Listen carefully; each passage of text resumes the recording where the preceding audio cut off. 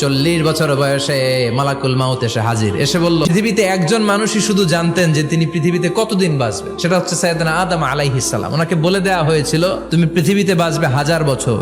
940 বছর বয়সে মালাকুল মাউত এসে হাজির, এসে বলল জিইতু আন আকবাদা রূহাক, রূহ কবজ করতে আসছি। আদম আলাইহিস সালাম বললেন রূহ কবজ করতে আসছো মানে? আমি বাঁচবো তো 1000 বছর। মালাকুল মাউত বললেন না না, ওই যে আগের কথা স্মরণ করেন, আপনি 60 বছর দিয়া দিছিলেন। কয় না আমি দেই নাই। মালাকুল মাউত বলে আল্লাহ ঘটনা দেখেন, দিয়া কয় দেই নাই। আল্লাহ কয় থাক, কথা কইস না, আয়া পর।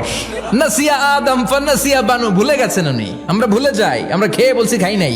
আদম অস্বীকার করেছে, তার সন্তানরাও অস্বীকার করে। সেদিন থেকে আল কিতাব ওয়া শুহুদ, মানে লিখে রাখার সিস্টেম আর সাক্ষীর সিস্টেম চালু হয়েছে। উনি 1000 বছর যখন হয়েছে, সাইয়েদনা আদম আলাইহিস সালামের রূহ কবজ করেছে। যেই দিন পৃথিবীর প্রথম মানব, প্রথম নবীর রূহ মালাকুল মাউত দুনিয়া এসে কবজ করেছে, ওই দিনটাও ছিল জুমাবার। পৃথিবীতে একজন মানুষই শুধু জানতেন যে তিনি পৃথিবীতে কতদিন বাঁচবেন।